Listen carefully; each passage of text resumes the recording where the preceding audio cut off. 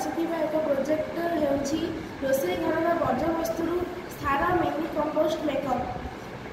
ସମସ୍ୟାର ବିବରଣୀ। ଆମ ଘରେ ପ୍ରତିଦିନ ରୋଷେଇ ଘରୁ ବହୁ ପରିମାଣର ପରିବା ଚୋପା, ଫଳ, ଅବଶିଷ୍ଟ ଚାଉଳ ଓ ଅନ୍ୟାନ୍ୟ ଜୈବ ଆବର୍ଜନା ବାହାରିଛି। ଏହି ଆବର୍ଜନା ଗୁଡ଼ିକୁ ଅଧିକାଂଶ ସମୟରେ ଫିଙ୍ଗି ଦିଆଯାଉଛି, ଯାହାଠାରୁ ଦୁର୍ଗନ୍ଧ, ପରିବେଶର ପ୍ରଦୂଷଣ ଏବଂ ରୋଗକାରୀ ପୋକମାଛିମାନଙ୍କ ଜନ୍ମ ହୁଏ। ଅନୁଚିତ ଭାବରେ ଏହାକୁ ଫିଙ୍ଗିବା ଫଳରେ ମିଥେନ୍ ଓ କାର୍ବନ ଡାଇଅକ୍ସାଇଡ୍ ଗ୍ୟାସ୍ ସୃଷ୍ଟି ହୋଇ ପରିବେଶକୁ ଉତ୍ତପ୍ତ କରୁଛି, ଯାହା ଲୋକମାନଙ୍କ ମଧ୍ୟରେ ଜୈବିକ ଆବର୍ଜନାର ପୁନଃବ୍ୟବହାର ସମ୍ବନ୍ଧୀୟ ସଚେତନତାରେ ଅଭାବ ହେଉଛି। ଯଦି ଏହି ବର୍ଜ୍ୟ ଆବର୍ଜନାକୁ ସଠିକ୍ ଭାବରେ ବ୍ୟବହାର କରାଯାଏ, ତେବେ ଏହା ଉପଯୋଗୀ ଜୈବ ସାରରେ ପରିଣତ ହୋଇ ମାଟିର ଉର୍ବରତାକୁ ବଢ଼ାଇ ପାରିବ ଓ ରାସାୟନିକ ସାର ଉପରେ ନିର୍ଭରତା କମାଇ ପାରିବ। ସମସ୍ୟାର କାରଣ। ରୋଷେଇ ଘରେ ଆବର୍ଜନା ବୃଦ୍ଧିର ପ୍ରମୁଖ କାରଣ ହେଉଛି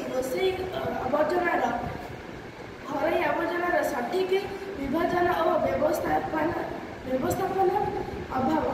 ଲୋକମାନେ ଜୈବ ଓ ଅଜୈବ ଆବର୍ଜନାକୁ ଏକସଙ୍ଗେ ଫିଙ୍ଗି ଦେଇଥାନ୍ତି। ଜୈବ ଆବର୍ଜନାକୁ ପୁନଃବ୍ୟବହାର ସମ୍ବନ୍ଧୀୟ ସଚେତନ ନଥିବାରୁ ଏହା ଜମା ହୋଇ ପରିବେଶ ପ୍ରଦୂଷଣ ଓ ଦୁର୍ଗନ୍ଧ ସୃଷ୍ଟି କରୁଛି। ସହର ଏବଂ ଗାଁ ଉଭୟ ସ୍ଥାନରେ ଆବର୍ଜନା ବ୍ୟବସ୍ଥାପନା ପ୍ରଣାଳୀ ଦୁର୍ବଳ ହୋଇ ମଧ୍ୟ ଏକ ମୁଖ୍ୟ କାରଣ ଅଟେ। ସମସ୍ୟାର ପ୍ରଭାବ। ରୋଷେଇ ଘରେ ଆବର୍ଜନା ଠିକ୍ ଭାବେ ବ୍ୟବସ୍ଥାପନା ନହେଲେ ପରିବେଶ ପ୍ରଦୂଷଣ, ଦୁର୍ଗନ୍ଧ ଓ ଜୀବାଣୁ ବିସ୍ତାର ହୋଇ ସ୍ୱାସ୍ଥ୍ୟ ସମସ୍ୟା ସୃଷ୍ଟି କରେ। ଆବର୍ଜନା ସ୍ଥାନରେ ମାଛି, ମଶା ଓ ଅନ୍ୟାନ୍ୟ କୀଟ ବସିଥାନ୍ତି। ଏହି ଜୈବ ଅବଶିଷ୍ଟ ସ୍ଥଳେ ଜମି ମିଥେନ୍ ଗ୍ୟାସ୍ ଉତ୍ପନ୍ନ କରେ, ଯାହା ପରିବେଶ ଓ ଜଳବାୟୁ ପରିବର୍ତ୍ତନ ପାଇଁ ହାନିକାରକ। ଏହା ଚାଷଯୋଗ୍ୟ ମାଟିର ଗୁଣବତ୍ତାକୁ ମଧ୍ୟ କ୍ଷୟ କରେ। କେଉଁମାନେ ସମସ୍ୟା ଦ୍ୱାରା ପ୍ରଭାବିତ ହେଉଛନ୍ତି?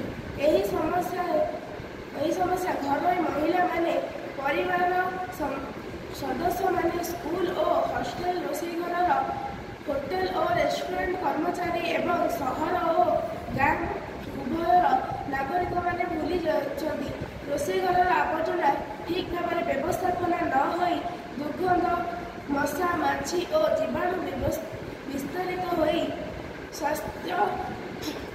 ସ୍ୱାସ୍ଥ୍ୟ ସମସ୍ୟା ସୃଷ୍ଟି କରୁଛି। ଏହି ପରିବେଶ ପ୍ରଦୂଷଣ ବଢ଼ାଇ ସମାଜର ପ୍ରତ୍ୟେକ ବ୍ୟକ୍ତିକୁ ପ୍ରଭାବିତ କରୁଛି। ସମାଧାନ ଏବଂ ଉପଭୋକ୍ତା ବିଶ୍ଳେଷଣ। ଏହି ସମସ୍ୟାର ପ୍ରଭାବଶାଳୀ ସମାଧାନ ହେଉଛି ରୋଷେଇ ଘରେ ସଂଗୃହୀତ ଜୈବ ଆବର୍ଜନାକୁ ପୁନଃବ୍ୟବହାର କରି ଜୈବ ସାର ତିଆରି କରିବା। ପ୍ରଥମେ ଭିଜା ଓ ଶୁଷ୍କ ଆବର୍ଜନାକୁ ଅଲଗା କରି ପ୍ଲାଷ୍ଟିକ୍ ଡ୍ରମ୍ କିମ୍ବା ବୋତଲରେ ସଂଗ୍ରହ କରିବା। ସେଥିରେ ମାଟି, ଗୋବର ଏବଂ ଅଳ୍ପ ପରିମାଣର ପାଣି ଯୋଗ କରି ନିର୍ଦ୍ଦିଷ୍ଟ ସମୟ ପରେ ପ୍ରାକୃତିକ ଭାବେ ଉଚ୍ଚ ଗୁଣସ୍ତରୀୟ ଜୈବିକ ସାର ତିଆରି କରିବା। ଏହି ପଦ୍ଧତି ସହଜ, ଅଳ୍ପ ଖର୍ଚ୍ଚ ଏବଂ ଘରେ ମଧ୍ୟ କରାଯାଇପାରିବ। ଏହା ମାଟିର ଉର୍ବରତା ବଢ଼ାଇ ରାସାୟନିକ ସାର ଏବଂ ନିର୍ଭରଶୀଳତା କମାଇଥାଏ।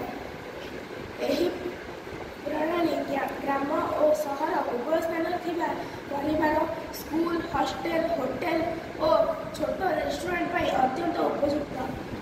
ଏହା ମାଧ୍ୟମରେ ଲୋକମାନେ ଆତ୍ମନିର୍ଭର ହେବେ, ପରିବେଶ ସୁରକ୍ଷାରେ ଭାଗ ନେବେ ଓ ଏକ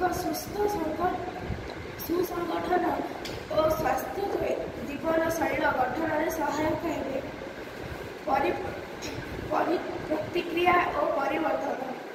ଆମ ଦଳ ପ୍ରାପ୍ତ ପ୍ରତିକ୍ରିୟା ଅନୁସାରେ ପ୍ରଥମେ ଯେପରି ଆମ ଆବର୍ଜନାକୁ ଡ୍ରମ୍ରେ ସିଧାସଳଖ ରଖୁଥିଲେ, ସେଥିରେ ଦୁର୍ଗନ୍ଧ ଓ ପୋକମାଛିର ସମସ୍ୟା ହେଉଥିଲା। ଶିକ୍ଷକ ଓ ଅନ୍ୟ ସହଯୋଗୀମାନେ ପରାମର୍ଶ ଦେଲେ ଯେ ଡ୍ରମ୍ର ତଳେ ଛିଦ୍ର କରି ବାୟୁ ପରିବେଶ ଓ ନିଷ୍କାସନ ବ୍ୟବସ୍ଥା କରାଯିବା ଉଚିତ। ଆମେ ସେହି ପରିବର୍ତ୍ତନ କରିବା ପରେ ଦୁର୍ଗନ୍ଧ କମିଗଲା ଓ ସାର ତିଆରି ହେବାର ଗୁଣମାନ ଉତ୍ପନ୍ନ ହେଲା। ଏହି ପ୍ରତିକ୍ରିୟା ଆମ ପ୍ରକଳ୍ପକୁ ଅଧିକ କାର୍ଯ୍ୟକ୍ଷମ ଓ ପରିବେଶ ବାନ୍ଧବ କରିଥାଏ। ନିଷ୍କର୍ଷ, ଏହି ପ୍ରକଳ୍ପ ଦ୍ୱାରା ଆମେ ଆମ ଘର ଓ ବିଦ୍ୟାଳୟକୁ ବାହାରୁଥିବା ବିଭିନ୍ନ ପ୍ରକାର ଜୈବିକ ଆବର୍ଜନା